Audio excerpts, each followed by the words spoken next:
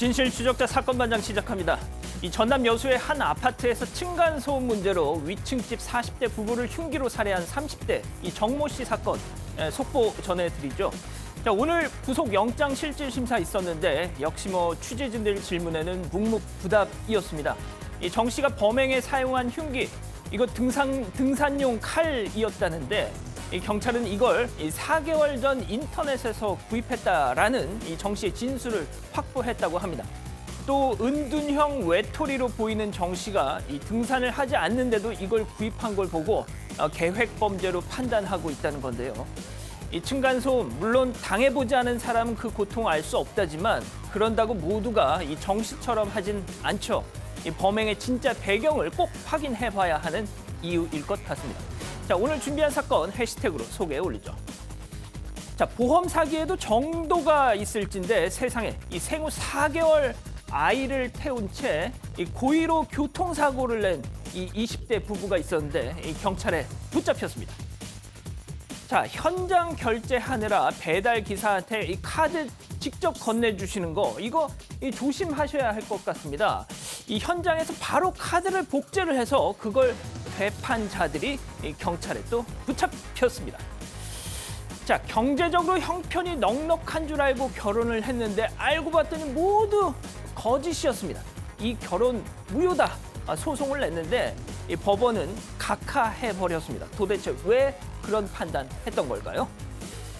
자, 오늘 전국적으로 비가 추적추적 내리고 있습니다. 이 비가 그치면 진짜 가을이 온다고 하는데 이 따뜻한 이 커피 한잔 하시면서 이 시간 함께 하시죠. 자, 재미는 물론 의리로 함께하는 사건 반장. 대한민국과 전 세계 동포 가족 여러분의 시선을 모아서 출발합니다.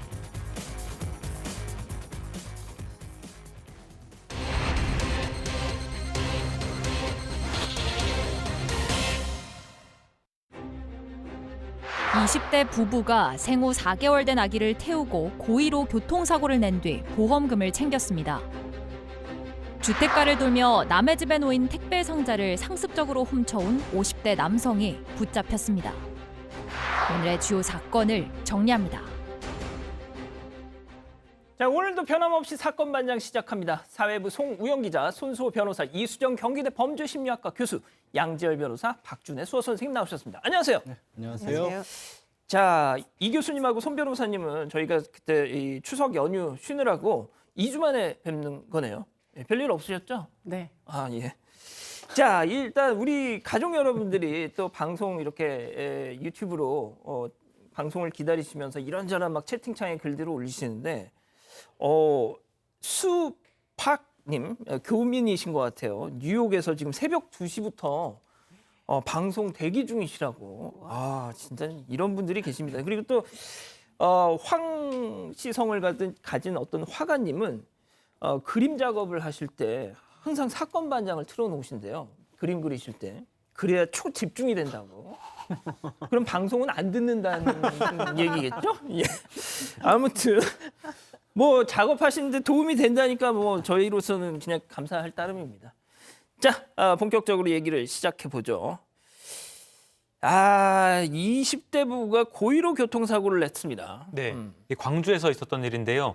20대 부부가 사고를 냈는데 자기 아이도 탄 차도 이용을 했었습니다. 교차로에서 좌회전 차선에서 좌회전을 하지 않고 직진을 하는 차를 노려서 일부러 부딪히는 방식을 썼었는데요. 이들은 렌터카를 빌린 뒤에 범행을 일으켰습니다. 지난해 8월과 10월 두 차례 고의로 충돌한 사고를 냈는데 많은 보험 사기가 그렇듯이 경미한 도로교통법 위반 차량과 일부러 부딪히는 수법이었습니다. 자, 돈 때문이겠죠? 그렇습니다. 실제로 이 처벌 수위를 낮추기 위해서 생계곤란을 이유로 들고 또 생계형 범죄라고 주장하는 경우들이 대단히 많은데 이번 사건은 실제로 그랬던 것 같아요. 경찰 조사에서 생활비 마련을 위해서 범행을 저질렀다고 이야기했고 실제로 당시 직업도 없었고 또 차량도 없어서 차를 빌려서 이 사고를 낸 거고요. 또 당시 그 원룸의 그 월세를 낼 돈도 없는 상황이었다고 합니다. 알겠습니다. 자, 그럼 여기서 오늘 사건 체크포인트 짚어보죠. 그렇습니다. 이 4개월 아기 태우고인데 자, 이 보험 사기 어떻게 보면 좀 흔한 사건이죠. 그런데 저희가 이 시간에 소개해드리는 이유가 왜냐? 바로 이것 때문 아닙니까? 양 변호사님. 예, 그렇습니다. 이게 사고를 낼 당시에 두 번 사고가 있었잖아요. 아기가 타고 있었는데 첫 번째 사고를 냈을 때는 4개월째였고요. 두 번째 사고일 때는 6개월째였다고 합니다. 4개월이면 100일 갓 지난 아이예요. 그러니까 아이 키워보신 분들 아실 텐데 그때까지는요. 애를 차에 태우면 운전하는데 완전히 신경이 곤두설 정도로 굉장히 조심스러우시거든요. 혹시 무슨 일 있을까 봐. 그런데 그 아이를 태우고 이런 일을 했다? 혹시 이 아이가 있으면 오히려 보험금 받는데 유리하거나 이런 생각까지 했다면 아, 이 부부 정말 죄질이 안 좋습니다. 아니 근데 양 변호사님 만약에 이게 렌트카면 아이들 그 카시트 있잖아요. 그러니까 저도 그거 없을 거 아니에요. 그것도 궁금한 게 저기 아까 사파에는 그냥 뒷좌석에 누워놓은 상황이었는데 네. 4개월째까지는 아이들도 이렇게 앞을 보는 게 아니라 뒤를 바라보게 하거든요. 일부러 진행방에 거꾸로 앉힙니다. 카시트들도. 그래야 이제 충돌 시에 목이라든가 이런 허리 이런 부분이 크게 부상을 입지 않기 때문에 그래서 혹시 정말 아이를 태운 이유가 보험금 때문인 건지 아니면 진짜 그랬더라도 안전장치라도 하고 이렇게 한 건지 여러 가지 묻고 싶은 게 많네요. 자, 교수님, 정말 이게 정말 부모가 정말 그랬을까라는 그 자문을 계속 저도 하게 되는데 일단 보니까 20대 부부라고 했잖아요. 네. 그래서 제가 이제 조금 구체적으로 자료를 보니까 아빠 나이 20살, 엄마 나이 20살. 이게 편견일 수는 있겠으나 뭔가 사회적 통념에 따른 결혼과 출산은 아닌 것 같다라는 생각이 들거든요. 네, 뭐 아주 그 정확한 포인트로 보입니다. 일단 20살이지만 아이를 임신을 하고 임신을 하기까지의 경위 이런 것들을 보면 사실은 10대 때 이미 이 부부는 굉장히 생활고를 겪으면서 이제 동거를 하다가 결국 출산을 해서 아이를 데리고 이 사고를 낸 거 아닌가. 그런 생각을 하게 되고요. 그런 차원에서 보면 진짜 대담한 지금 뭐 어떻게 보면 교통사고 사기 사건이거든요. 보험 사기. 그렇기 때문에 이렇게 대담한 선택을 할 수 있었던 데는 이게 지금 나이가 어린 이제 부모라는 것도 영향을 미쳤을 거고 그런 이제 보호받지 않은 환경에서 출산을 하게 된 경위도 사실은 아이의 이제 어떤 뭐 절대적으로 보호를 해야 된다는 그 개념 자체를 이해를 못하는 거 아닌가 이런 생각도 사실 하게 되는데요. 그런데 이제 그럴 수도 물론 있겠습니다. 그런데 또 곰곰이 생각을 해보면 지금 교통사고가 나서 지금 우리 뭐 잠깐 이렇게 접촉사고로 차량 사고가 났다 하면 상대방 차량이 이 사람들이 뭔가 좀 이렇게 올가매려고 하는 거 아닌가 경찰도 안 부른다 그러고 뭐 현금으로 달라 그러고 이러면은 이제 범죄를 의심하게 되잖아요. 예. 그런데 문제는 차 안에 아이가 있으면 그 의심 못하죠. 의심을 접어버리잖아요. 그렇죠. 예, 그러니까 진짜 잘못한 예. 왜냐하면 상대방에게 아이가 있는데 내가 사고를 냈으니까 뭐 그런 것들을 이용하기 위해서 아이를 일부러 데리고 다닌 거 아닌가 이런 생각도 하게 되고요. 또 뭐 다른 생각을 좀 해보면은 지금 월세를 낼 수 없을 정도로 예. 원룸에 굉장히 경제적으로 어렵다 보니까 지금 뭐 아이를 어디다 맡길 데도 없이 그냥 운명 공동체다 이런 생각을 했던 건 아닌지 그런 생각도 듭니다. 자, 양 변호사님, 우리 교수님 말씀하신 것처럼 아이가 타고 있는데 사고가 났어요. 그럼 진짜 상대방의 설마 그러진 않. 근데 이게 어떻게 알려진 겁니까? 그러니까 어떤 내용인지는 구체적으로 알 수가 없지만 아마도 그런 식의 사고가 있어서 보험금을 받았다는 얘기를 주변에 했던 모양입니다. 뭐 이게 범죄를 저질렀다 이렇게 얘기하지는 않았겠죠. 그런데 그게 이제 흘러서 보험회사에도 보험금 수령과 부정한 부분이 있는지를 또 끊임없이 찾는 사람들이 있잖아요. 그리고 경찰에까지도 내용이 알려지면서 역추적을 한 모양입니다. 자, 손 변호사님, 이거 어떻게 좀 처벌해야 됩니까, 이거? 일단 사기예요. 그리고 보험 사기는 특별히 법이 더 만들어져 있습니다. 보험 사기 방지법이 있어서 처벌 수위가 좀 더 높죠. 그리고 사실 법적용보다 중요한 거는 실제로 구체적으로 어느 정도의 처벌이 내려질 것이냐 이 부분이 더 중요하잖아요. 지금 적발된 거는 2차례고요. 또 전과도 고려를 해야 됩니다. 또 하나 보험 사기에서 중요한 거는 이러한 사기를 통해서 정말 실제로 돈을 얻어낸 게 얼마냐. 아하. 이게 지금 2천만 원이 채 안 됩니다. 예. 물론 이게 이건 뭐 너무 소액이다라고 평가하기도 어렵고 그리고 또 이건 뭐 많은 금액이다라고 평가하기도 어렵고 기준은 다르겠습니다만 적어도 이런 보험 사기 사건에서는 큰 돈이라고 보기는 어렵거든요. 예. 그런데 중요한 건 그래서 이 돈을 돌려주고 이걸 다 이 보험사의 피해를 없앨 수 있느냐. 이미 다 받은 돈을 써버렸다면 돌려줄 돈이 없다면 이거는 또 처벌 수위가 또 올라갈 수 있거든요. 이런 점을 종합적으로 고려를 해서 형량이 결정될 것으로 보입니다. 그러니까 말씀하신 것처럼 이게 뭐 그렇게 대단한 금액도 아니에요. 솔직히 그 이렇게 아이까지 태워가지고 사고를 내면서까지 받아낸 액수치고는. 아니, 그러니까 저는 참 한심한 것이 나이 20살짜리 아빠라면 엄마도 마찬가지고요. 그냥 어디 공장이라도 취직해가지고 그냥 벌면 되는 건데. 자, 그런데 교수님, 이게 이런 아이를 차에 동승시켜서 낸 이런 보험 사기, 차량 고의 사고 이게 처음이 아니라면서요? 네, 이 사건만 있었던 게 아니고요. 이게 이제 어떻게 보면 새로운 수법같이 이제 도입이 되는 거 아닌가 이런 생각을 하게 되는 게 2018년에도 중고 수입차를 가지고 보험 사기를 친 이제 부부가 있었는데 이 친구들도 20대 아이고. 네, 였고요. 이때는 아이가 1살짜리 아들을 조수석에다 태워가지고 이리저리 지금 끌고 보시면은 네. 조수석에서 그 엄마가 아이를 애를 안고 나오잖아요. 나와요. 그러면 아이고. 이제 상대방이 사고 낸 사람이 그냥 고개가 저절로 그렇죠. 숙여지는 수법 자체가 지금 뭔가 답습되고 있는 거 아닌가 이런 생각이 들고 아하. 이 사건은 27차례나 고의 사고를 내서 뭐 27차례인데 보험금은 전체 수령한 게 2억 정도랍니다. 와. 그러니까 전부 이제 보험 처리 안 하고 현금으로 달라. 이게 이제 중고차라 가지고 부속품이 없으니 현금으로 딜을 하자. 이래 가지고 더군다나 또 지금 수입차라니까. 그렇습니다. 예. 그러니까 겁먹은 데다가 이제 아이까지 데리고 나오니까 지금 돈을 줄 수밖에 없는 상황이었던 거죠. 그렇군요. 자, 송 기자, 그 앞서 네. 지금 20대 딱 20살 이 부부 있잖아요. 네. 이 렌트카를 이용했다고 하는데. 렌터카 이용했습니다. 야, 이거 앞으로도 좀 렌트카를 이용한 이 사고, 약간 찜찜한 사고는 좀 의심을 좀 해봐야 되겠다는 네, 그래야 생각이 될 드네요. 것 같습니다. 어. 보험 사기가 지금 계속 늘고 있는데 렌트카를 이용한 비중도 늘고 있는 걸로 알려져 있습니다. 그러니까 흔히는 이제 뭐 차가 없어서 렌터카를 빌렸나 이렇게 생각할 수가 있는데 다른 이유도 있는 것 같습니다. 일단 본인의 차로 사고를 내면은 매번 보험료 할증을 하게 되는데 렌터카는 렌터카 사용료만 지불하면 보험료 할증이 없기 때문에 면허증만 소지하면 또 빌릴 수 있기 때문에 이런 보험 사기에 자주 이용되는 걸로 알려져 있습니다. 알겠습니다. 첫 번째 사건 이렇게 마무리하고요. 두 번째 사건 체크포인트 짚어보죠. 노트북부터 고등어까지. 아, 이거 진짜 할 말 많습니다. 네. 택배를 훔친 혐의. 야, 진짜 이거 50대 남성. 네. 서울 망원동 일대, 성산동 일대 아니, 이 우리 회사 부분인데요. 근처예요. 네, 회사 근처이고 저희 집 바로 옆인데 아니 내가 사는 오피스텔이야 여기. 그러네요. 어. 성산동 네, 근데 있는데요. 우리 오피스텔에선 이런 일은 없었어요. 네. 관리가 잘 되는 오피스텔이었나 본데. 그러니까. 예. 택배가 없어졌다는 신고가 여러 차례 들어왔습니다. 경찰이 와서 조사를 해보니까 한 50대 남성의 신상이 나와서 그 신상과 일치하는 남성을 경찰이 추적을 해서 잡고 보니까 지난 27일 새벽에 성산동 일대에서 이 50대 남성을 검거를 했습니다.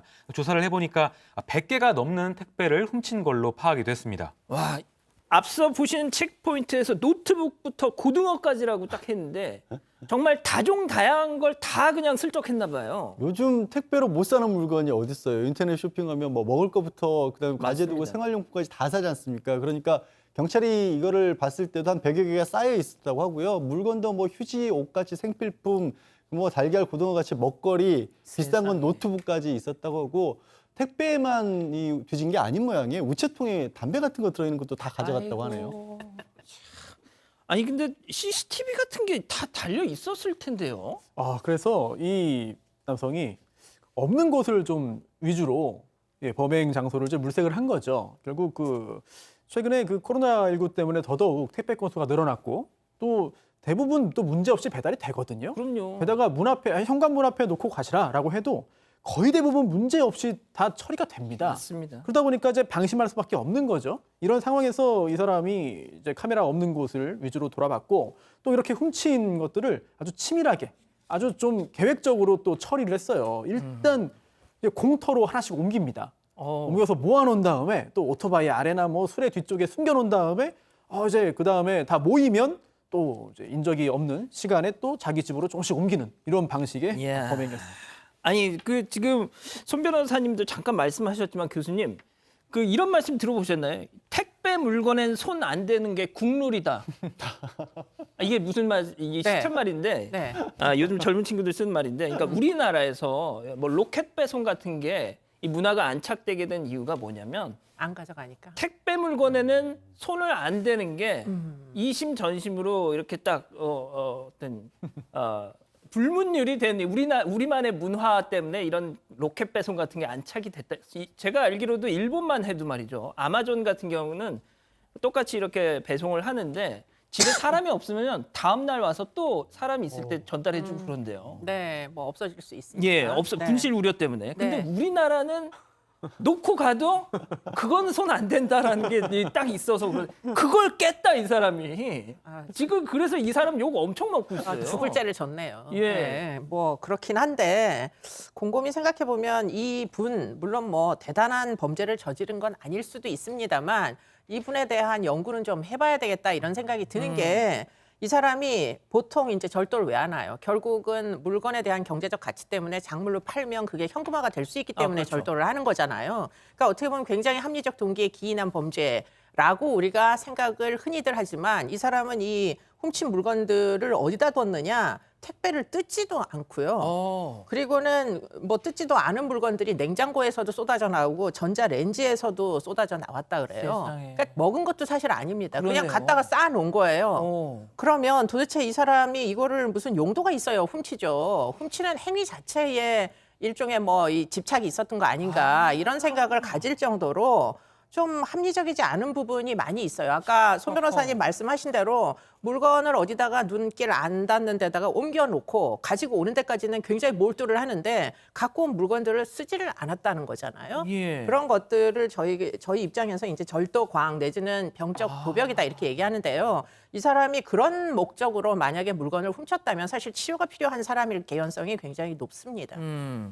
지금 우리 가족 여러분들 하시는 말씀이 우리나라에서 그렇게 뭐 택배 물건에 손을 안 대는 이유가 물론 우리나라 사람들이 워낙 이제 민도가 높아서이기도 하겠으나 워낙 CCTV가 많으니까 걸려서 그러는 거다 뭐 이런 말씀하시는 분도 계시는데 네.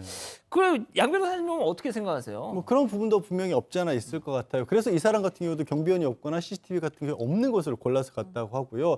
뭐 2018년에도 비슷하게 한 200여 차례씩이나 이 훔쳤던 상습범도 검거가 된 적이 있다고 하는데 그런 사람들이 찾기만 한다면, 그러니까 범행대책을 물색을 할 수만 있다면 이렇게 좋은 또 절도의 대상이 있을까 싶기도 합니다. 왜냐하면 저거 그냥 문 밖에 뭐 문을 따고 들어갈 필요가 있겠어요. 그냥 자연스럽게 들고 왔다 갔다 해도 사람들이 의심의 눈길도 워낙 택배 박스들 들고 많이 왔다 갔다 하니까 그렇기도 하고요. 또 잃어버린 사람들 입장에서도 이거 잘못 배송됐거나 잃어버렸겠지. 그러니까 비싼 물건이면 예. 배송 오류 있나 막 확인하겠지만 그렇지 않고 넘어가는 경우들도 그렇죠. 있지 않습니까? 아까 또 같은 빌라 주민 같은 경우도 만두 통째로 잃어버렸는데 그러려니 했다라는 거 아니겠어요? 예. 또 그러니까 그런 여러 가지가 어떻게 보면 좀 국룰인데 그 국룰을 노리면 흠결이 또 크게 있는 게 아닌가 싶기도 해요. 예. 자, 손 변호사님 이런 거 좀 예방하려면 어떻게 해야 될까요? 사실 교과서적인 정답은 있어요. 손 변호사님 예. 혹시 택배 잃어버리신 적 있어요, 없어요? 소소한 게 있습니다. 소소한 게. 잃어버리셨구나. 네, 소소한 게 있는데 뭐 잘 해결은 됐거든요. 네, 그런데 뭐 변호사 택배를 건드리네 또. 아니 아주 소소한 거긴 했습니다만 참 특이하게도 예. 하여튼 뭐 잘 해결됐습니다. 그런데 뭐 교과서적인 정답은 직접 받아라. 네. 그리고 뭐 경비실에 맡겨도록 해라. 근데 경우에 따라서는 이 공동주택이 아니라 단독주택은 경비실이 없습니다. 또 경비실이 있더라도 그걸 또 보관해주지 않는 경우도 있고 못하는 경우도 있거든요. 그래서 최근에 이제 무인 택배함을 운영하는 경우들이 꽤 맞습니다. 늘고 있어요. 예. 특히 뭐 지하철역이나 관공서 이런 데에 설치해서 운영하는 경우가 있기 때문에 한번 고려를 해보시고요. 편리함과 안전 중에서 어떤 것을 택할 것인가. 뭐 물론 택배의 종류에 따라서 가액에 따라서 달라질 수 있겠습니다만 그때 좀 잘 판단을 하셔야 될 것 같습니다. 알겠습니다. 자, 오늘 사건 이렇게 마무리하고요. 이어서 오늘 인물 넘어갑니다.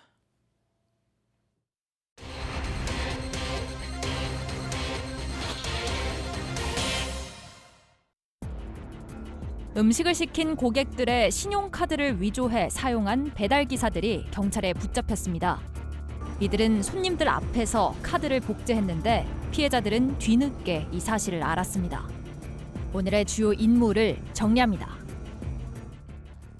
자, 오늘 인물 체크포인트 짚어보죠. 결제 아닌 복제입니다. 자, 요즘 뭐 배달 앱으로 음식 시켜 드시는 가족 여러분들 많이 계실 텐데 이거 정말 좀 이 시간 좀 눈여겨 봐 주십시오. 자, 송 기자. 이 배달 기사로 일하면서 손님들 신용카드를 불법 복제했다. 맞습니다. 결제한다고 신용카드를 받아서 실제로는 그거를 빠른 시간 안에 복사를 한 겁니다.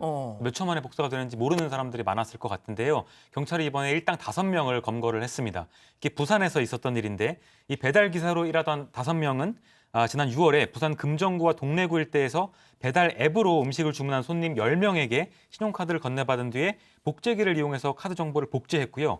이 복제한 카드를 판매까지 해서 지금 조사를 받고 있습니다.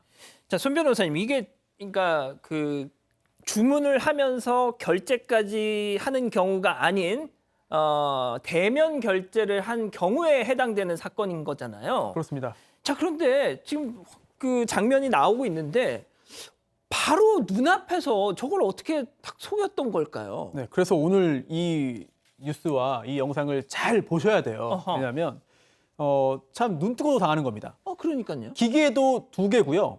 긁은 것도 2번이에요. 즉 기계 하나 가지고 처리한 게 아니고 2개의 기계에 각각 한 번씩 긁은 겁니다. 예. 그런데도 의심을 하지 않았어요. 의심을 못했어요. 왜냐? 일단 처음에 저 일당이 신용카드를 받아서 어떤 기계에 한번 긁습니다. 이게 뭐 당연히 손님 입장에서는, 고객 입장에서는 당연히 결제기에 긁은 거겠지라고 생각을 하는데 그게 아니었어요. 처음에 긁은 거는 복제기였습니다.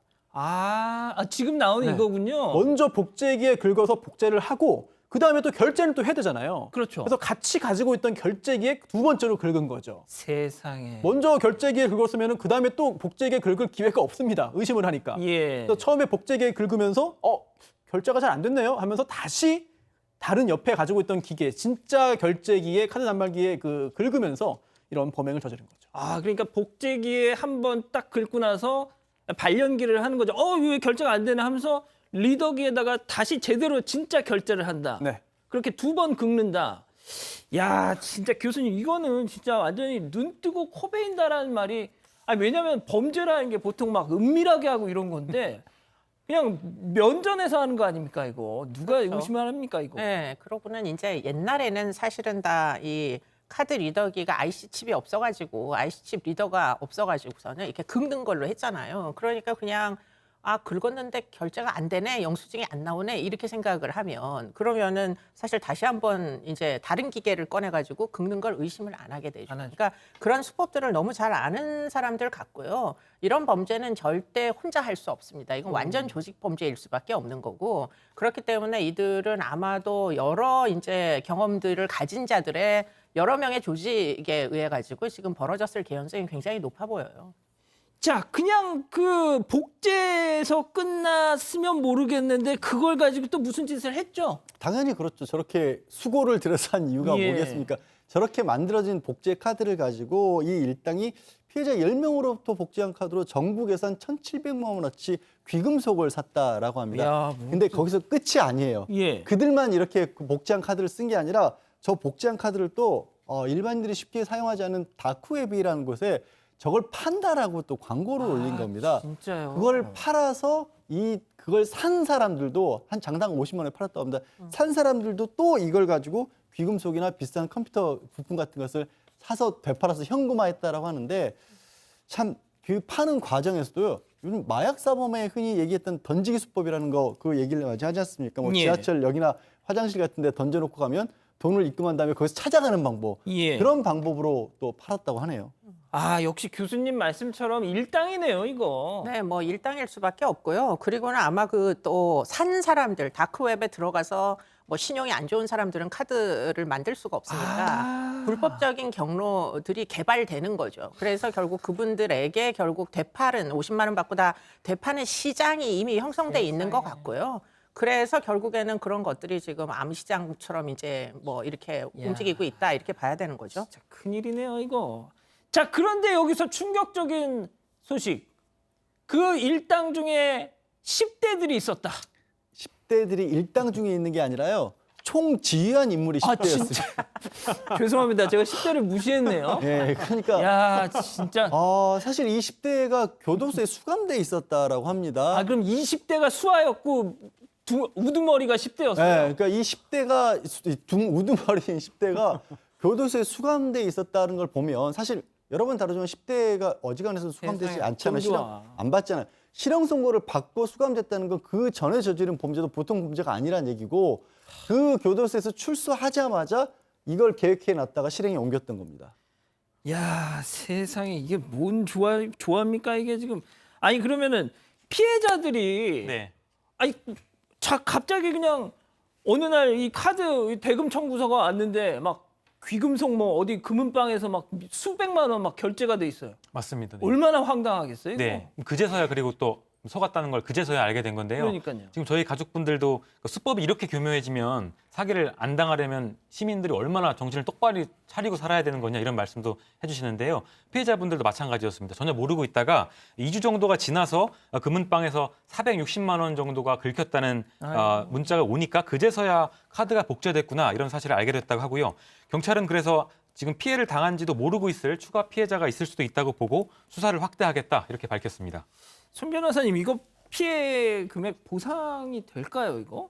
일단 실제로 물건을 구입하고 결제한 게 아니기 때문에 이 부분은 이제 법적으로 충분히 구제받을 수 있을 것으로 보이고요. 다만 내가 직접 결제한 게 아니더라도 뭐 서명이 안 되어 있었다거나 신용카드 실물에 뭐 또는 분실 후에 신고를 장기가 안 했다거나 누구에게 빌려줘서 이렇게 결제가 됐다거나 이럴 경우에는 일부 책임이 돌아갈 수 있거든요. 하지만 이 사건의 경우에는 그냥 순수하게 당한 사람들인 것 같아요. 예. 그래서 경찰도 카드사에게 이 피해자들은 과실이 없다 이런 부분들을 다 경찰 입장에서 경찰 차원에서 이야기를 해서 피해가 없도록 조치를 하겠다고 밝혔습니다. 아, 그렇군요. 다행이네요. 자, 양 변호사님. 일단 제가 지금 딱 생각나는 이 예방법 일단 미리 선결제를 하는 게 일단 하나고 예. 두 번째는 그 문자 그러니까 딱 긁으면 카드사에서 문자 날라오는 거 있잖아요. 예. 이거 꼭 신청하셔야 되겠네. 그거 맞습니다. 그것도 신청을 해야 하고요. 그리고 이게 마그네틱 카드를 복제한 카드의 마그네틱 부분을 복제했잖아요. 카드에 검은색 줄 있는 거. 긁었으니까요. 네, 그거는 사실 복제하기 시작한 게 벌써 수십 년 됐습니다. 이게 전자기를 이용하는 거기 때문에 굉장히 복제가 쉬워요. 과거에는 또 은행 단말기에도 저 복제기를 설치해놨던 게 몇 년 전에도 또 한 번 또 굉장히 그 문제를 일으켰지 않습니까? 예. 그만큼 복제가 쉽다는 걸 기억하시고 꼭 IC 카드로 결제할 수 있도록. 그러니까 뭔가 이게 괜히 긁는다 그러면 요즘은 잘 안 긁잖아요. 그럼요. 원칙적으로 꽂는 게 원칙이니까. 갖다 대지 않습니까? 예. 그리고 반드시 지금 말씀하신 게 굉장히 중요한 게 최근에는 비슷한 형태로 해서 이 결제기에서 영수증을 가짜로 뽑아내는 범죄도 있었거든요. 맞습니다. 예, 맞습니다. 그것도 기억납니다. 있었기 때문에 예. 지금 얘기하신 은행에 신청해서 반드시 결제가 되면 문자가 오는 그거 서비스를 반드시 받으시기 바랍니다. 좋은 생각하셨어요. 예. 알겠습니다. 오늘 인물 이렇게 정리하고요. 다음 오늘 법 넘어갑니다.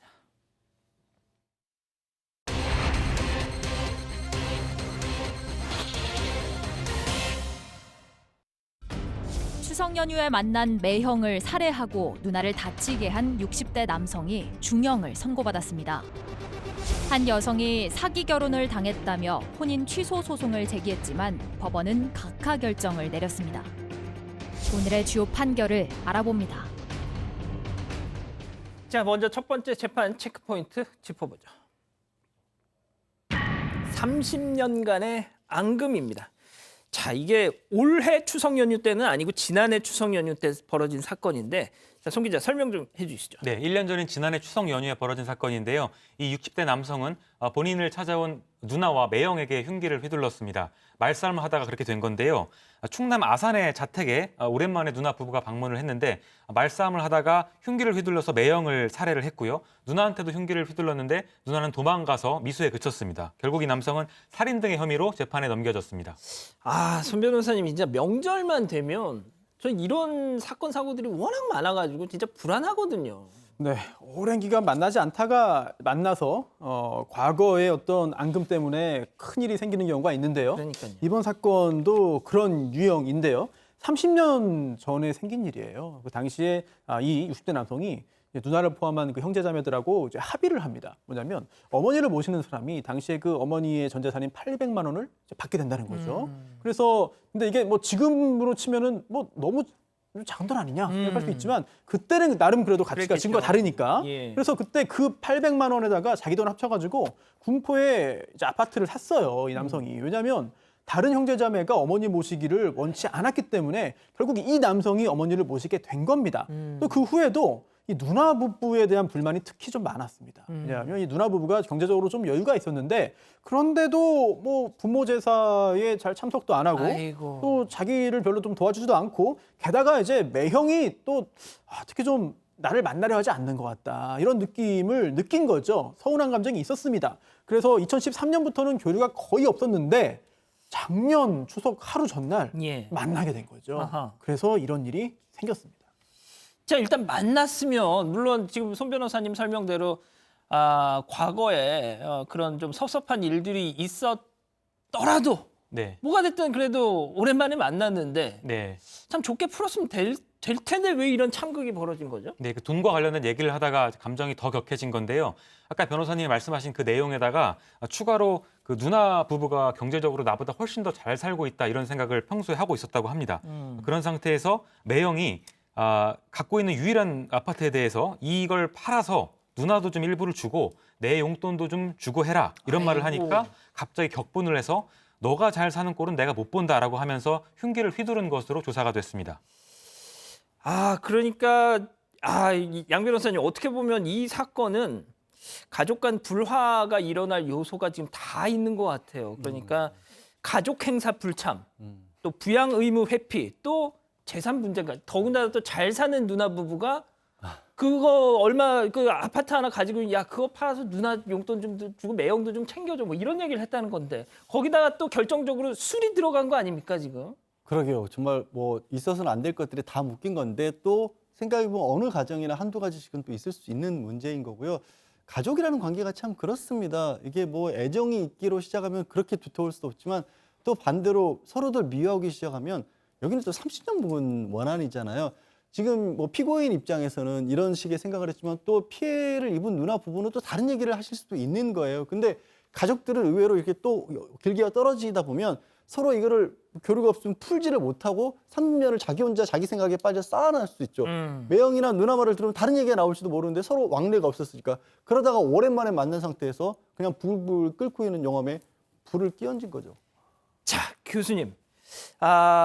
어떻게 보면 그 매형의 그 한마디가 약간 트리거가 된 게 아닐까. 좀 어떻게 보십니까? 매형은 나름대로 무슨 생각이 있었으니까 지금 이렇게 얘기했던 것 같아요. 그러니까 아마도 부모님이 돌아가시면서 그 유일한 재산을 지금 그 돌봐준 아들한테 남기고 뭐 결국은 돌아가신 게 아닌가 이런 생각이 들고요. 그럼에 있어서 뭐 내 마누라도 받을 그 몫이 있는데 왜 안 내놓느냐 이런 이제 생각을 만일 매형이 가졌다면 뭐 내려간 김에 동생 처남을 붙잡고서는 그런 종류의 이제 한마디 정도를 저는 할 수도 있는 문제라고는 생각을 해요. 보통 뭐 묵은 갈등들을 이렇게 명절 되면 다 털어놓는 게 이게 예. 이제 우리나라의 병리적 가족이니까. 그런데 30년 동안 계속 무시당했다고 생각하던 사람 입장에서 보면 그 매형의 말을 도저히 참을 수가 없었던 거죠. 부담은 나 혼자 다 떠맡기더니 이제 와가지고 재산 나누자는 식으로 이제 얘기를 하니까 권리만 찾으니까 도저히 참을 수가 없었던 것 같고요. 지금 무지하게 지금 끔찍합니다. 잔혹한 수법.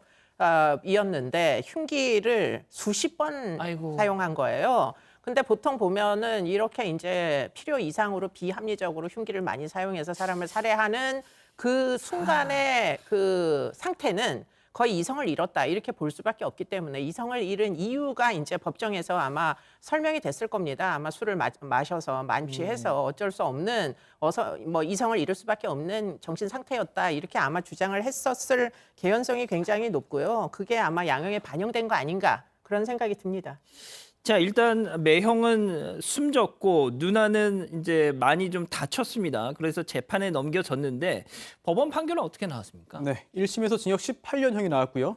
이게 형이 무겁다면서 항소했지만 기각돼서 2심에서도 징역 18년형이 유지됐습니다. 지금 교수님 이야기대로 당시 술에 취해 있었어요. 만취 상태였고 또 계획 범죄가 아니라 당시 순간적으로 격분해서 그 이야기를 들은 다음에 격분해서 이 사건 범행에 이르른 것이고요. 뭐 이른바 격정 살해라고도 할 수 있겠죠. 그리고 또 피해자와 또 유족들이 처벌을 원치 않았습니다. 즉 살인 미수의 피해자 실제로 뭐 굉장히 좀 위험한 부위를 여러 차례 칼에 찔린 누나가 용서를 한 거죠.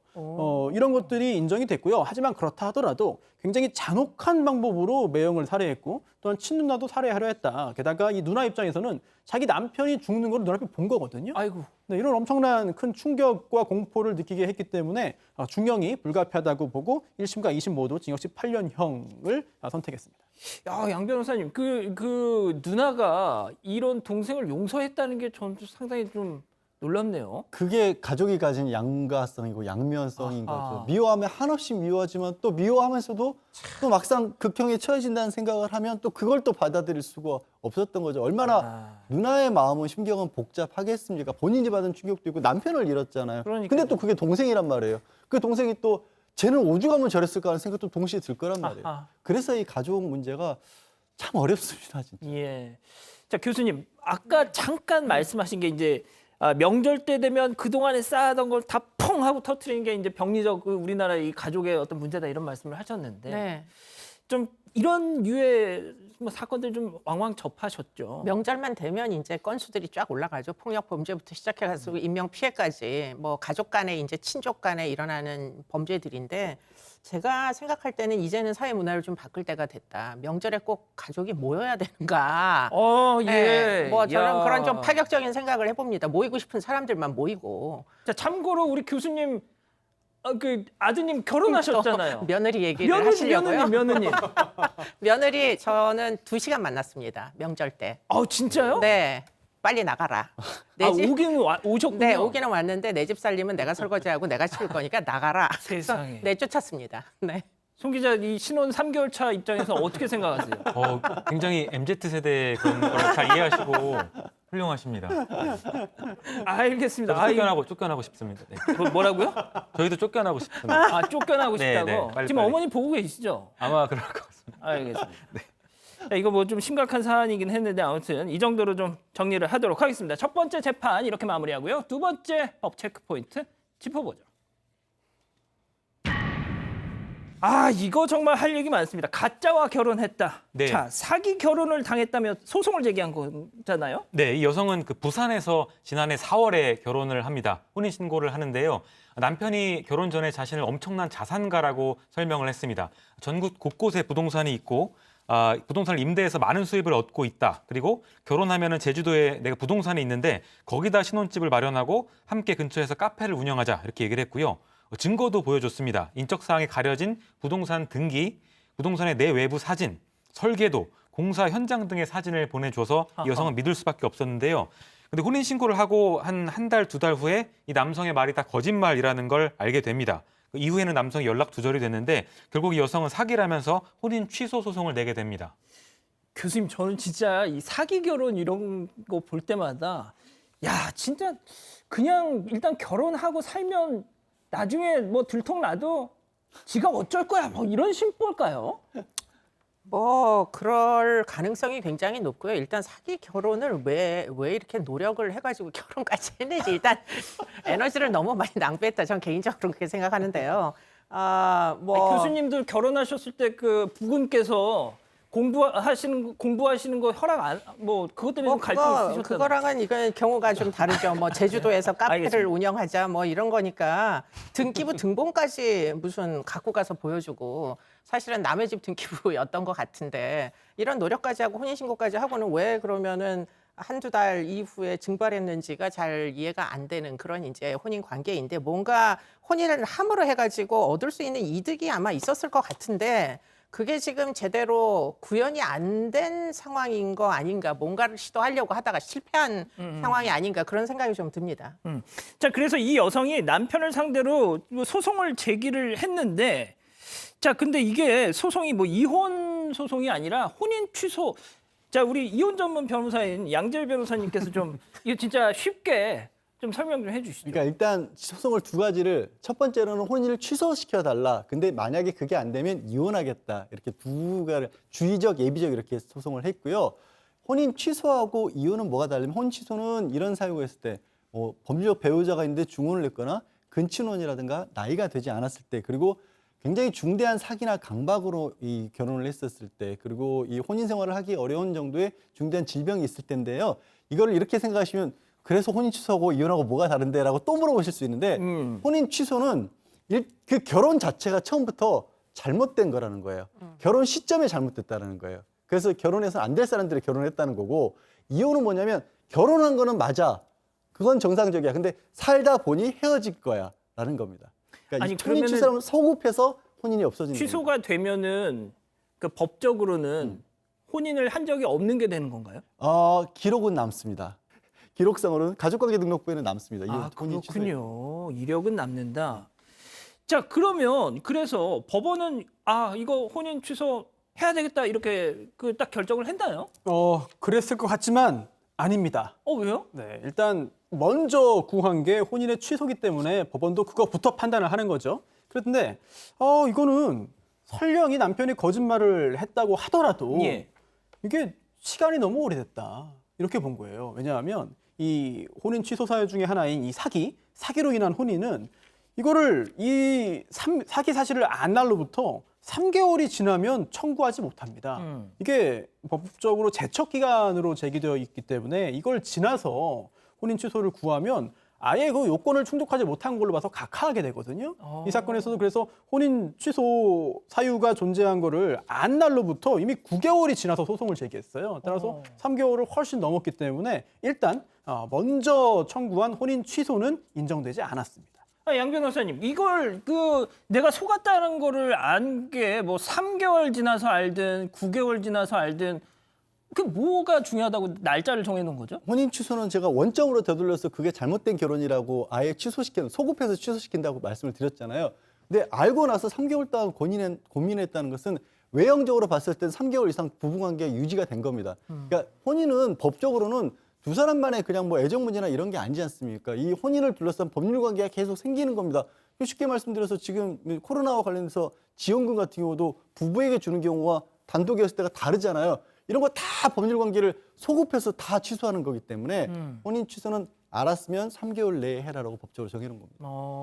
아니, 손 변호사님, 그러면은 이거 이혼도 안 되나요, 이거?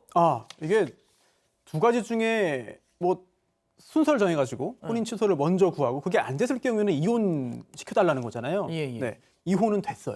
그렇군요. 네, 이혼은 됐습니다. 일단 남편이 속였다는 거죠. 기망행위. 또 그로 인해서 부부관계가 악화가 됐고 회복 가능성이 없다. 파탄이 이르렀다. 그리고 그 주된 책임이 남편에게 있다라고 보아서 이혼 판결을 얻어냈고요. 또한 함께 위자료 1,500만 원이 선고됐습니다. 자, 양 변호사님, 제가 약간 케이스별로 하나만 좀 여쭤볼게요.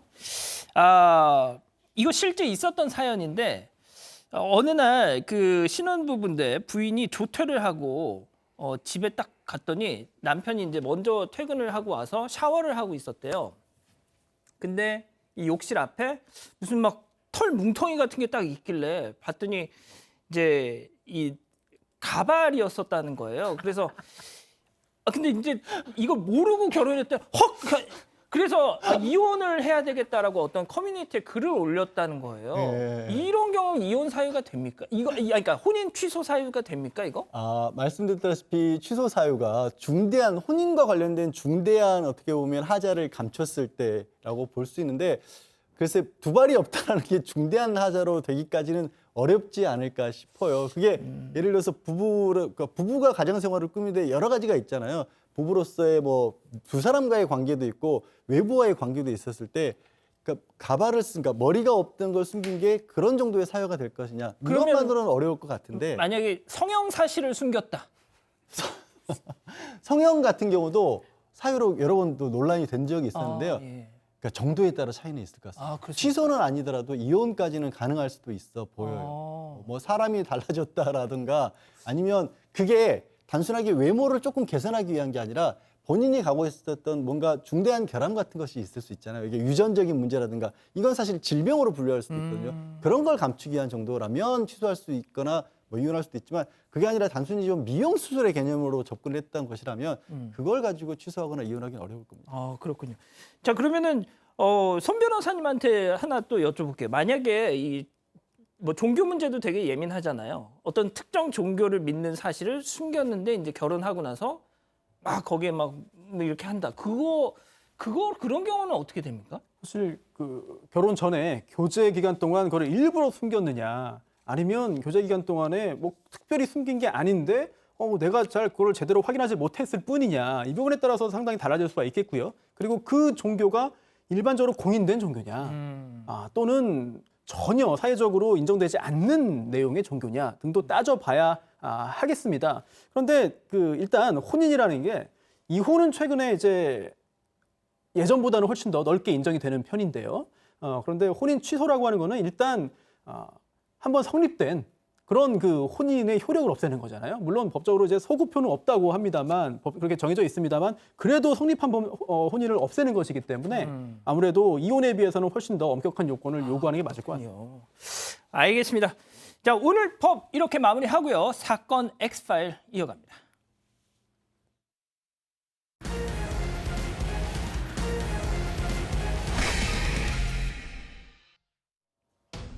지난 3월 한 여성이 자신이 겪은 성추행 사건의 판결문을 SNS에 올립니다. 누가 자신에게 어떤 성범죄를 저질렀는지 다른 사람들이 알게끔 하려는 거였습니다. 그런데 법원은 이 여성이 피의자의 명예를 훼손했다고 보고 벌금 300만 원을 선고했습니다. 아무리 성범죄 피해자라도 다른 사람의 신상과 범죄 사실을 공개하면 안 된다고 본 겁니다. 밝혀진 사실만 얘기했는데도 왜 불법이라는 건지, 그것도 성범죄 피해에 관한 얘기인데 이해가 되지 않는 가족분들 계실 텐데요. 우리 법은 사실만 얘기하더라도 공개적으로 다른 사람의 명예를 훼손하면 처벌하고 있기 때문입니다. 이걸 보통 사실적시 명예훼손이라고 부르는데요. 쉽게 얘기하면 사실이든 아니든 다른 사람의 명예를 훼손하면 다 처벌받을 수 있다는 얘기입니다. 그럼 여기서 궁금증이 하나 생기는데요. 내가 시술을 받은 병원의 실력이 좋지 않았다든지, 최근 다녀온 음식점 직원들이 참 불친절했다든지 이런 내용을 인터넷에 올린다면 처벌을 받게 될까요? 오늘 엑스파일에서는 사실적시 명예훼손의 구체적 적용 기준에 대해서 알아보겠습니다. 자, 사실적시 명예훼손, 참 저나 이 송 기자나 이 기자 일을 하면서 항상 이런 부분에 대해서도 저희가 직업적으로 이래저래 좀 많이 신경을 쓰는 편인데 일단 좀 애매합니다. 예, 그래서 저희도 참 고민스러운데 일단 이 시간에 그 기준을 좀 한번 명확히 좀 따져보죠. 일단 송 기자, 성추행 피해자인 여성이 네. 자기가 승소한 판결문을 SNS에 올렸어요. 네. 자, 그런데 그게 문제가 됐다는 거잖아요. 맞습니다. 판결문에 나온 거는 수사기관이 수사를 하고 재판부가 판결을 한 거기 때문에 사실만 모아놨다고 볼 수도 있는데요. 그렇게 해도 사실적시 명예훼손은 유죄가 인정된다는 겁니다. 이 여성은 체육동호회에서 알게 된 지인한테 강제추행을 당했는데요. 이후 결론은 피의자한테 유죄가 인정돼서 징역 6월에 집행유예 2년이 나왔습니다. 그러니까 이 피해자가 판결문 일부를 찍어서 자신의 SNS에 올렸는데 죄의 대가를 달게 받지, 또 범죄자한테 명예가 있는지는 모르겠지만 이런 설명도 덧붙였습니다. 그런데 이 여성은 명예훼손 혐의로 기소가 됐고 벌금 300만 원 선고받았습니다. 자, 제가 이제 우리 양 변호사님 앞에서 헌법 조문을 참 이렇게 읊조리는 게 참 주제 넘지신지는 알겠는데 헌법 109조에 말이죠. 재판의 심리와 판결은 공개한다라고 돼 있는데 이런 걸 딱 올렸는데 벌금 팍. 재판의 심리와 판결을 공개한다는 의미는 법정을 공개한다는 의미이죠. 그 판결에서 나온 거를 누가 공개할까요? 그 판결문을 본인이 법원은 공개를 할 수 있는 거죠. 근데 여긴 피해를 입은 여성이 올린 거예요. 그리고 이제 법원의 판결 내용을 보면 이 누구인지를 알 수 있게 만들었다는 거거든요. 그러니까 물론 인적사항을 가리긴 했어요. 근데 판결문 내용을 보면 이 사람 누구나 알 수 있게 만들었다는 거예요. 그렇다 하더라도 여전히 아니 성범죄자를 알린 건데 왜? 라고 또 시청자분들도 다시 물어보실 수 있을 것 같아요. 우리 이 성범죄에 대해서 이 사람이 형사처벌을 받았죠. 집행유예지만. 그리고 성범죄자에 대해서 이 주변의 피해자들이 다시 만들어진 걸 막기 위해서 어떤 조치를 취하죠? 범죄 유형에 따라서 전자발자 적용시키기도 하고요. 그다음에 취업 제한하기도 하고 주거 제한하기도 하고 그리고 보호관찰 받도록 하고 성범죄자 알림이를 통해서 이웃 사람들에게 알리는 제도도 있잖아요. 법으로 이런 부분을 만들었던 겁니다. 그러니까 재범 우려가 있는 사람에 대해서 그 수준에 따라서 이런 장치를 두고 있는데 이 여성은 그걸 넘어서서 자기가 사적 처벌을 한 거예요. 그렇지 않습니까? 법원에서 판단하기에 이런 정도 수준의 제재가 있으면 된다라고 했는데 이거를 만천하에 알려버린 겁니다. 그렇기 때문에 문제가 된 겁니다. 그렇군요. 자, 그런데 SNS에 올리는 거는 그렇다 치죠. 자, 그런데 직장 동료들한테 야, 송우영이 아우 옛날에 좀 그랬어 막 이렇게 막 제가 막 이렇게 하고 다니면 그것도 죄가 됩니까? 본질은 동일하다고 봅니다. 아하. 따라서 SNS 등 온라인을 이용한 경우에는 파급력이 훨씬 더 클 수 있습니다. 따라서 경우에 따라서는 훨씬 더 가발성이 클 수 있겠고요. 다만 그렇지 않다 하더라도 직접 누군가에게 얘기를 했다 하더라도 이 부분은 정말 딱 떨어지는 그런 명예훼손 행위에 속할 수 있어요. 실제로 그런 일이 존재했다 하더라도 명예훼손죄가 될 수 있는 것인데요. 다만 이런 건 있습니다. 이게 공연성이 필요하고 전파 가능성이 필요한 건데 예를 들어 송 기자님의 배우자라든지 또는 뭐 아주 가까운 뭐 부모님이라든지 등등 그 개인에게 말을 했다. 이게 그거를 오히려 들은 긴장하고 있습니다. 아니, 자기를 예로 네. 드니까. 네. 죄송합니다만. 좀 죄가 없습니다. 네네네. 다 그렇게 얘기를 하는데 일단 누군가 아주 가까운 사람에게 얘기를 했는데 거기에서 다른 데로 전파되지 않을 수 있을 때 그럴 사람이 아니다. 이거는 더 얘기가 전해지지 않을 사람이다라고 본다면은 이제 여기서는 명예훼손죄가 되지 않을 수 있거든요. 뭐 그런 예를 든 건데 그런 경우를 제외한 대부분의 경우에 직장 동료에게 얘기한 거는 명예훼손죄가 될 수 있어요. 조심해야죠. 알겠습니다. 자, 교수님. 근데 저는 진짜 교수님한테 이걸 꼭 여쭤보고 싶은데요. 그러니까 저는 이 성범죄자 알림이 이거 있지 않습니까?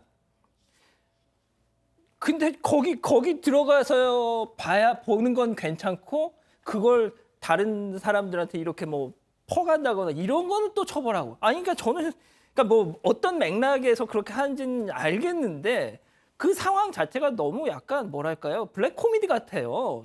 저 개인적으로는.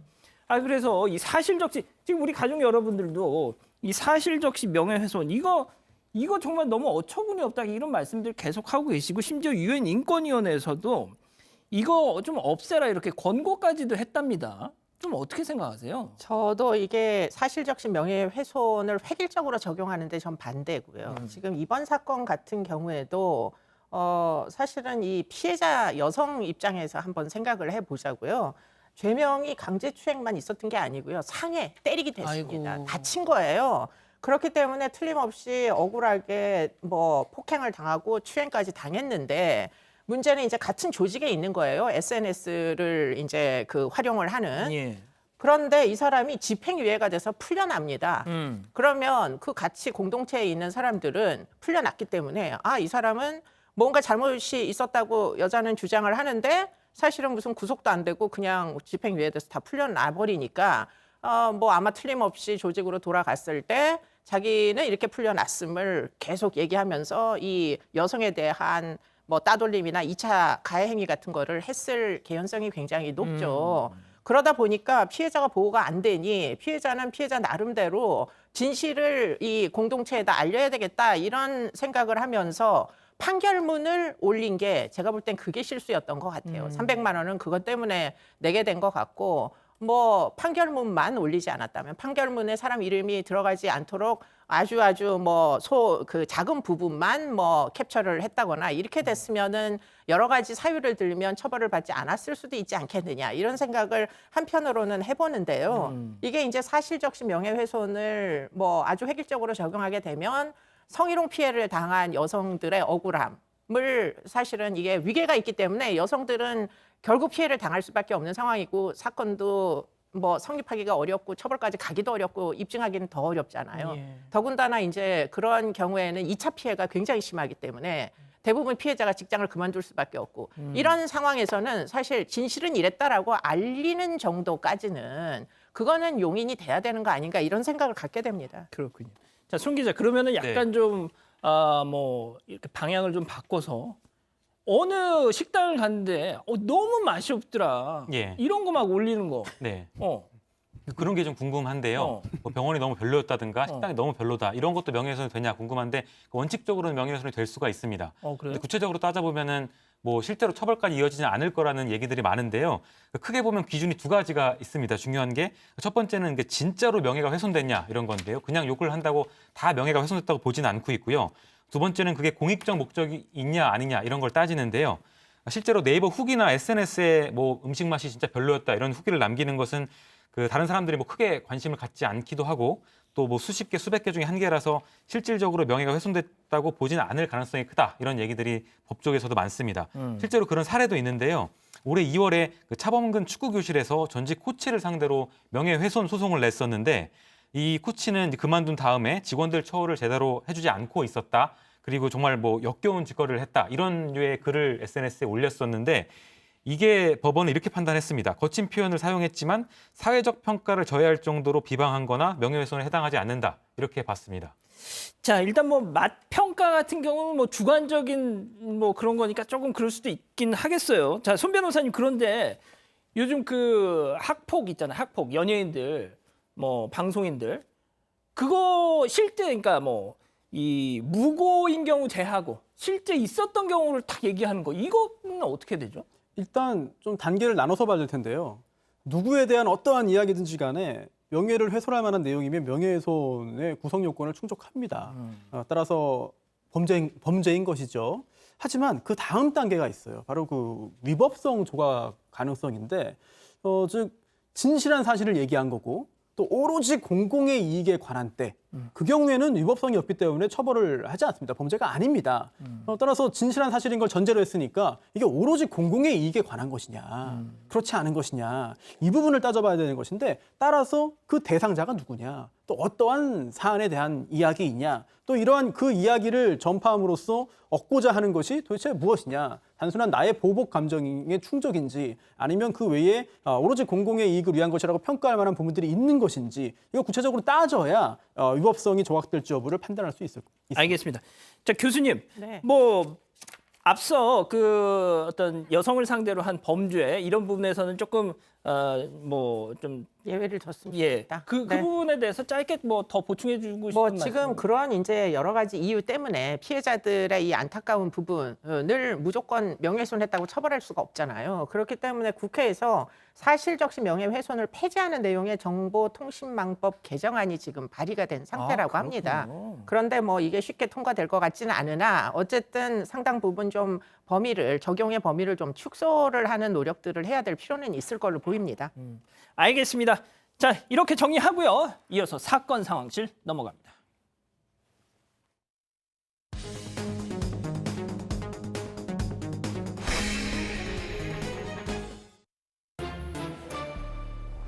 지금 이 시간 사건 상황실에 올라온 화제의 뉴스입니다. 골목길을 지나던 자동차를 향해 발을 뻗는 남성의 영상이 화제입니다. 지난 21일 서울 중구의 한 골목. 길가에 서 있던 한 남성이 서행하던 차량 앞으로 발을 내밉니다. 심지어 지나가는 차를 피하지도 않는데요. 다행히 운전자가 먼저 발견하고 남성을 피해서 지나갔습니다.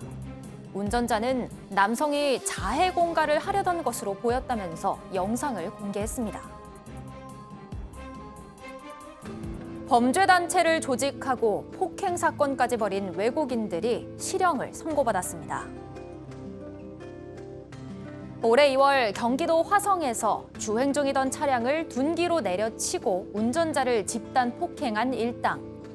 이들은 범죄단체를 조직하고 6,400만 원 상당의 신종 마약을 제조해 판매한 혐의도 받았는데요. 어제 열린 재판에서 재판부는 두목에게 징역 10년, 조직원 9명에게 징역 3년에서 7년을 각각 선고하고 총 9,400만 원의 추징금을 명령했습니다. 마약과 관련해서 외국인에게 범죄단체 조직 혐의를 적용한 건 이번이 처음입니다. 자, 앞서 그 영상 다시 한 번만 좀 보여주실래요? 예, 저희가 몇 번 보여드렸던 영상인데, 야, 진짜 이거 거의 영화의 한 장면이에요, 이거. 예, 손 변호사님. 네, 그렇습니다. 지금 최초인 거예요. 외국인 마약 조직이 적발된 건 처음인데, 아우. 지금 뭐 영화에서나 볼 수 있는 그런 장면들이거든요. 예. 우리나라는 저런 그 자동차 추격전이라든지 저런 그러니까요. 밖에 있는 사람들과 자동차 안에 저 정도의 어떤 격투가 예. 이제 집단 격투가 벌어지는 것도 쉽게 보기 힘든데 저 사건 등을 비롯한 이런 일련의 그 폭력 사건으로 인해서 꼬리가 잡혔습니다. 지금 일단 여러 명이 치밀하게 역할을 분담했고 또 지휘 체계가 있었고 또 위계 질서가 있었기 때문에 이제 범죄단체 조직이 범죄단체가 인정이 된 건데요. 이게 작년 2월부터 올해 1월까지 평택 등에서 이 신종 마약, 이 스파이스라는 신종 합성 마약을 만들어서 판매했고요. 또 다른 외국인 조직이 이제 이런 걸 팔면은 또 보복을 하고 또 집단 폭행을 하고 또 마약 대금 제대로 상납하지 않는다고 또 일부 조직원을 때리고 이런 혐의를 이제 받다가 결국은 그 상대 조직 집단 폭행한 사건에서 꼬리를 잡혀가지고 1명, 2명 다 이제 검거됐고요. 두목은 징역 10년, 그리고 소속돼 있던 조직원 9명은 각각 징역 7년에서 3년까지 선고받았습니다. 남의 나라 와서 지금 뭐 하는 겁니까? 자, 그리고요. 발쓱 영상 보여주시죠. 아, 나 진짜 저 사람 불러 저거 걷어내고 싶어 진짜. 운전자분도 진짜 놀라셨을 것 같은데요. 누가 봐도 수상합니다. 발을 저렇게 내밀고 또 차가 끝까지 지나갈 때까지 치우지 않고 계속 내밀고 있는데요. 아니 좀 하더라도 좀 교묘하게 하든가. 네. 너무 뻔하잖아요, 저거. 맞습니다. 네, 이 운전자분은 다행히도 미리 발견을 해서 잘 피해서 지나갔기 때문에 문제가 없었고 또 내려서 싸우거나 신고는 하지 않았다 이렇게 전했는데요. 일단 인터넷에 저렇게 영상과 함께 글을 올리면서 이거 자해 공갈 미수 아니냐 이렇게 물었습니다. 자, 양 변호사님 어떻게 해야 됩니까, 저런 사람들 진짜? 아, 정말 답답하게 하는데 처벌하기는 어렵습니다. 왜냐하면 안 돼요? 처벌이? 왜냐하면 어떤 범죄든지 미수란 얘기는 일단 범죄를 시작을 했는데 이루지 못했을 때잖아요. 예. 공갈이 되려면 저기서 이제 발을 다치거나 살짝 닿기라도 해서 다툼이라도 있었어야 그때부터 공갈이 되는데 돈을 받아내려고. 다행히 그걸 변했잖아요. 그러니까 다행히 면했지만 저게 상황이 어떤 거냐면 법적으로 봤을 때는 절도가 도둑질할 물건 없어하고 여기저기 두리두리 돌아다니고 있다가 딱 잡힌 거예요. 예. 그때는 주변을 훑어봤다는 이유만으로 처벌을 못 하잖아요. 그래서 저기까지는 처벌이 어렵습니다. 만약에 저게 자해공갈이 아니라 예. 자기가 들어있는 보험사에 보험금을 타내려는 시도였다 하더라도 예. 그 보험사에 내가 당한 보험 사고를 신고하고 이야기하면서 저 보험금 주세요라고 해야 또 보험 사기 실행에 착수거든요. 어떤 각도로 보든지 간에 저 예비 단계에 그치는 거지 실행에 착수라고 보기는 힘들 것 같습니다. 아, 진짜 너무너무 얄밉습니다. 자, 김 아나운서 다음 소식 이어서 전해주시죠. 그룹 소녀시대 출신 제시카가 설립한 패션 브랜드가 수십억 원대 소송에 휘말렸습니다. 그제 홍콩 매체에서 제시카 씨가 만든 패션 브랜드가 투자자에게 빌린 47억 원을 갚지 않아 피소됐다고 보도했습니다. 이 브랜드는 2014년부터 제시카 씨가 애인인 타일러 원과 함께 운영해온 회사인데요. 선글라스와 의류, 화장품 등 다양한 제품을 선보이고 있습니다. 타일러 원은 이번 소송에 대해 상환일을 연기했을 뿐 충분히 해결할 수 있는 상황인데 소송으로 이어졌다며 억울하다는 입장을 밝혔습니다. 대마 씨앗을 밀수해 아파트에서 재배한 우즈베키스탄 국적의 남성이 검찰에 넘겨졌습니다. 천을 걷고 들어가니 보이는 광경, 전용 텐트의 온도 조절기, 그리고 화분들까지 대마 재배 시설입니다. 지난해 7월 해외 직구 사이트를 통해 대마 종자 15개를 국제우편으로 몰래 들여온 남성. 자신의 아파트에서 대마 5주와 새싹 5주를 재배한 혐의를 받고 있는데요. 부인과 자녀가 함께 생활하는 집에서 대마를 재배한 것으로 조사됐습니다. 경찰 조사에서 남성은 자신이 투약하기 위해 대마를 재배했다고 진술했습니다. 세관은 같은 수법의 대마 밀수입 정보 분석을 강화해 관세 단계에서 마약을 원천 차단할 수 있도록 노력하겠다고 밝혔습니다. 지금까지 사건 상황실이었습니다. 와, 교수님, 진짜 저는 이게 지금 너무 충격적인 게 그냥 자기 혼자 살고 있는 집에서 저랬으면 뭐 100번 양보해서 오케이. 근데 부인하고 자녀들이 있는 집에서 저 짓을 했다는 거예요, 지금. 네, 그래서 이제 경찰이 혹시 마약 중독인가 의존증이 있는가 확인을 해봤는데 그 검사 결과에서는 음성으로 나왔다고 하거든요. 그러니까 정말요? 저거는 이제 판매를 하기 위한 재배였다 이렇게 볼 수밖에 없고요. 아까는 뭐 자기가 투약하려고 했다고 했다든지. 그거는 아닌 것 같습니다. 아.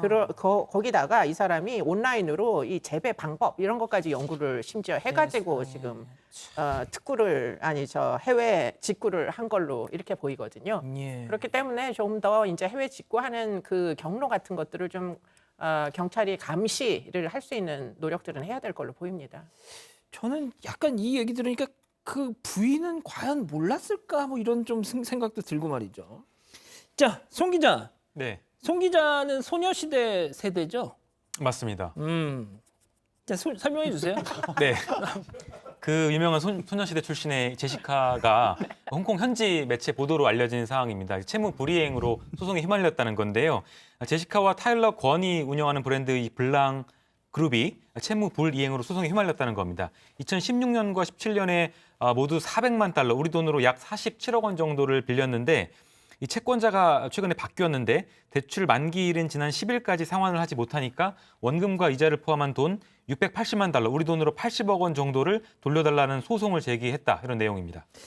자, 뭐 일단 그 동업자 타일러 권 씨라는 분은 뭐 억울하다고 그런다네요. 네, 돈 빌린 건 맞고요.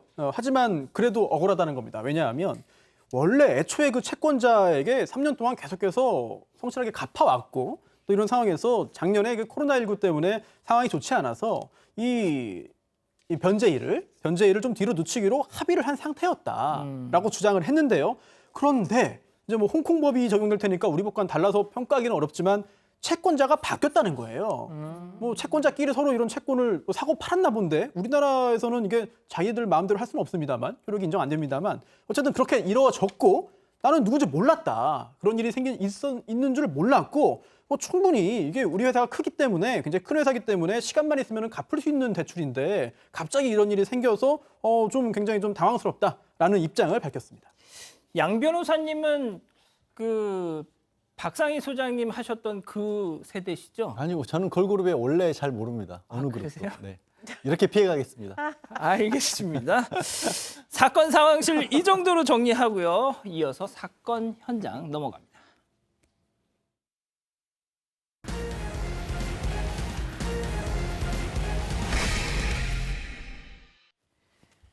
자, 신개념 소통방송 사건반장 우리 가족 여러분들 사연 기다리고 있습니다. 해시태그 사건반장해서 인스타그램 등등에 올려주시면 이 시간에 소개해 올리죠. 자, 오늘 사연의 주인공은요. 인스타 아이디 베로니카8082님입니다. 사진 보여주시죠. 예, 어제 저희 방송 사진 인증샷을 찍어주셨는데 뭐 이런 얘기 제 입으로 하면 좀 염치는 없지만 이 베로니카님의 어머님이 제 칭찬을 그렇게 많이 하셨나 봐요. 연세가 70대시라는데 제가 이 어머님 취향이라고 하셨대요. 예. 그러면서 해시태그에 보시는 것처럼 70대 취향 존중합니다. 크크라고 약간 좀 뭔가 폄하하는 듯한 이런 말씀을 해주셨는데 베로니카님, 어른들 말씀, 부모님 말씀 틀린 거 하나도 없습니다. 예, 다 뼈가 되고 살이 된다는 거 기억해 주시고요. 아무튼 어머님 사랑합니다. 자, 오늘 찾아갈 첫 번째 현장 영국으로 가보시죠. 일단 분위기가 예. 으스스한 게 어두운데요. 캄캄한 밤에 한 건물 앞에 작업복을 입은 세 남성이 다가갑니다. 그리고 손에 큰 망치와 새 쥐렛대를 어휴. 들고 망치로 유리문을 지금 부수기 시작했는데요. 유리창이 저렇게 모두 깨지니까 일당들은 망설임 없이 건물 안으로 들어갑니다. 절도범이겠죠? 별도범으로 보입니다. 이곳은 보석상인데요. 남성들은 보석상에 들어가자마자 분주하게 돌아다니면서 훔칠 물건들을 찾기 시작합니다. 건물 밖을 보니까 이들의 일행이 타고 있는 것으로 보이는 차 한 대가 주변을 빙글빙글 돌면서 범행이 끝나기만을 기다리고 있습니다. 잠시 후에 CCTV 화면에 하늘에서 뭔가가 떨어졌습니다. 땅바닥으로요. 설마 밖으로 이렇게 딱 던진 거예요, 그럼? 던진 겁니다. 그게 쇠금고인데요. 무게가 750kg이라고 합니다. 세상에. 절도범들이 이 금고를 훔쳐가려고 창문을 부수고 금고를 창문 밖으로 밀어서 도로로 밀어 떨어뜨린 겁니다. 들고 가긴 너무 무거우니까. 맞습니다. 곧이어서 건물 주변을 맴돌던 저 자동차 한 대가 도착했고요. 금고 옆에. 3명의 절도범들도 보석상에서 달려 나와서 기다리고 있던 저 자동차 쪽으로 다가옵니다.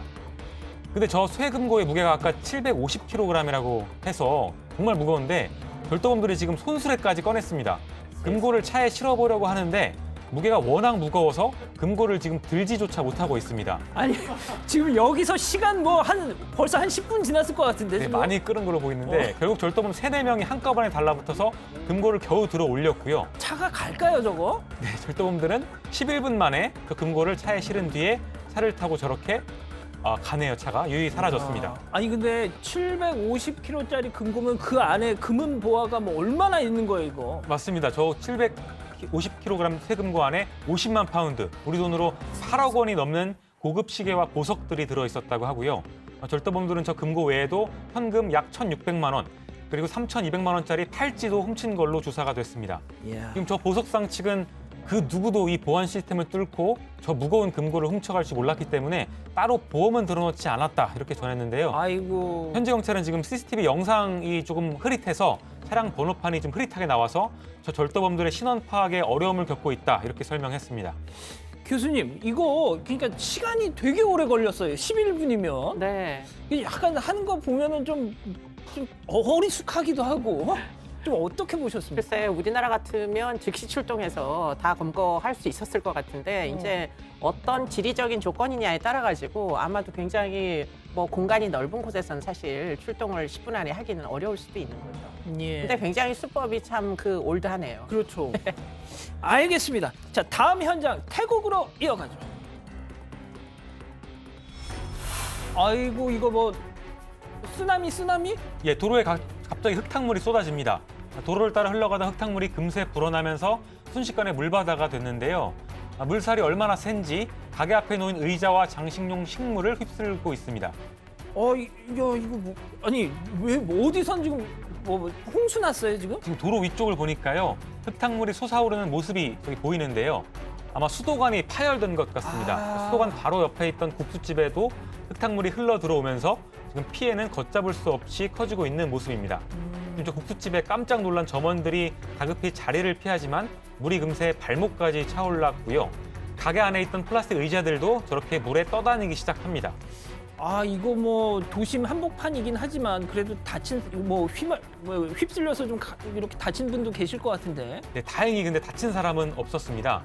급류로 인한 재산 피해가 얼마인지 지금 추정을 하고 있는 상태인데 국수 가게의 바닥은 물이 5m 이상 치솟으면서 몇 초 만에 물에 완전히 잠겼다고 합니다. 저렇게 물난리가 크게 일어나면서 바닥이 진흙 등으로 엉망이 돼버렸는데요. 피해를 입은 상점 주인은 물이 완전히 빠지고 나서야 저렇게 삽으로 진흙을 치울 수 있었습니다. 이곳 주민들의 안전을 위해서 관계 당국에 수도관 점검을 요청했다고 하는데요. 수도관이 왜 파열됐는지는 아직 정확히 밝혀지지 않고 있습니다. 알겠습니다. 자, 다음 현장 인도로 가보시죠.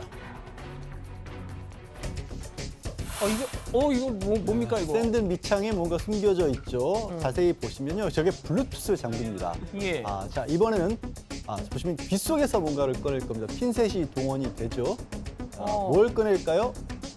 네, 아주 초소형 무선 이어폰입니다. 어허. 저 사람 스파이 아니고요. 시험 부정행위에 쓰인 장치입니다. 그러니까 최근에 165만 명이 참여하는 교사 임용시험에서 샌드 밑창하고 빗속에 무선 장치를 넣어서 조직적 부정행위를 하는 일당이 인도 경찰에 붙잡힌 겁니다. 근데 진짜 우리나라에서도 뭐 많잖아요. 저런 유사한 일들이 우리나라에도 있었는데요.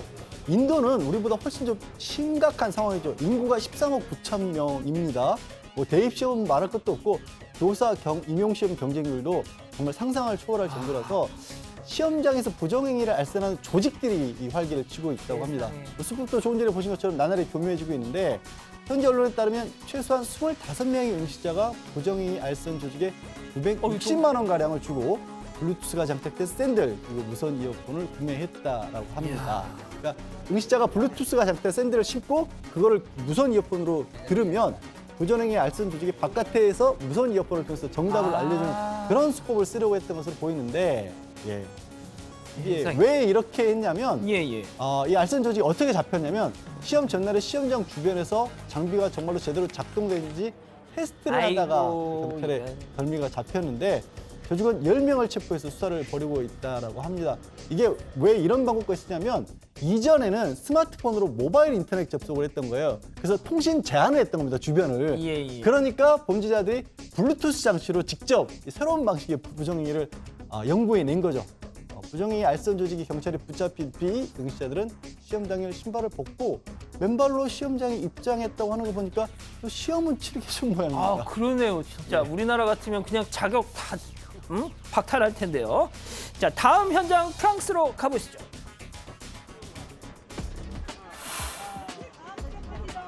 마크롱. 예, 마스크 쓰고 있어도 분명히 보이죠? emmanuel 마크롱 프랑스 대통령인데요. 현지 시각으로 27일 마크롱 대통령 리옹에서 열린 외식산업박람회를 찾았는데 보셨죠? 시민들과 인사를 나누고 있을 때 달걀 하나가 날아왔던 겁니다. 누군가 마크롱 대통령에게 달걀을 던진 건데 이 대통령 어깨에 부딪힌 뒤 깨지지는 않고 튕겨나갔지만 뭐 당연히 아수라장이 됐죠. 현장이. 저 누가 던진 겁니까, 저거? 신원은 알려지지 않은데 20대 남성이었다고 하네요. 달걀을 던지면서 혁명만세라고 외쳤다고 하네요. 아이고야. 현장에서 체포됐고요. 범행 동기에 대해서는 아직 조사 중이라고 합니다. 마크롱 대통령은 사건이 있고 나서 할 말이 있으면 나한테 오게 하라. 그걸 직접 보러 가겠다 이렇게 밝혔어요. 혁명 만세. 아니 그런데 이게 엘리제공 이 경호팀 약간 문제 많네요. 저번에도 그랬는데. 예, 그러게요. 이게 처음이 아니잖아요. 마크롱 대통령이 지난 6월에 지방순회하던 중에는 인사를 하다가 보시면 보셨죠? 이 화면 보신 분들이 있을 때 뺨을 맞았었어요. 이거 그래요. 네, 올해 들어서만 9번째인데 진짜 이 경호원들이 뭐 하는지 모르겠습니다. 사실 대선 후보였을 때 2017년에는 얼굴에 또 달걀을 정면으로 맞은 적도 있습니다. 세상에. 내년 4월이 대선이라고 하는데 맞습니다. 프랑스도 굉장히 치열하잖아요. 예. 경호팀 초비상이 걸리지 않을까 그렇게 예상이 됩니다.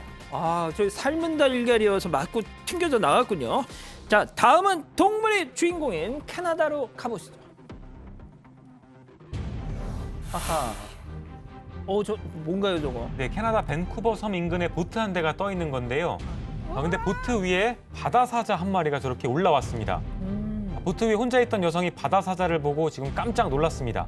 바다 사자한테 뭐라고 말을 하고 있는데 무슨 말을 하고 있는 건지 들어보겠습니다. You gotta go. You gotta go. You gotta go. Get off the boat. Get in the water. Or get in the get. Oh my god. 지금 여성은 뭐에 무서웠는지 크게 당황한 목소리로 바다 사자한테 보트에서 내리라고 말을 하고 있습니다. 아니 근데 지금 저기 뭐 있다. 저 약간 상어 아니에요, 상어? 저게 지금 바다 사자의 천적인 범고래 떼입니다. 고래. 한 마리가 아니고요. 범고래 4마리가 보트를 에워싸더니 물 위로 머리를 내밀고 바다 사자를 지금 노리고 있는 걸로 보이는데요. 여성은 범고래가 보트 옆을 지나갈 때마다 소스라치게 놀라면서 어찌할 줄 모르고 있습니다. 바다 사자가 아마 이 범고래 떼를 피해서 보트 위에 올라온 것 같은데 여성은 지금 바다 사자한테 보트에서 내리라고 말을 합니다. 얘기를 더 들어보겠습니다.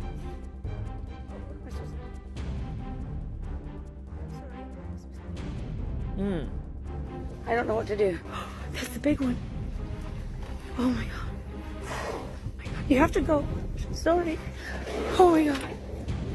이게 어떻게 보면 얘는 지금 살려고 도망쳐 온 거잖아요. 근데 그렇죠. 야, 너 빨리 내려가. 막 사지로 몰아넣는 약간 분위기인데. 결과적으로는 그런 건데 카메라에 찍힌 바다 사자 표정을 보면은 말은 못하지만 지금 내릴 수 있는 상황이 아니다. 뭐 이렇게 얘기를 하고 있는 것 같은데요. 야, 그냥 신경 지금- 좀 꺼줘. 나 잠깐 이따 갈게. 약간 네, 그런. 뭐 살려줘 이런 표정인데 보통 사람 같으면 이제 내리지 말라고 할 것 같은데도 저 여성은 지금 범고래가 정말 무서웠던 건지 보트가 뒤집힐지 두려웠던 건지 욕설까지 하면서 좀 내려달라고 말을 했습니다.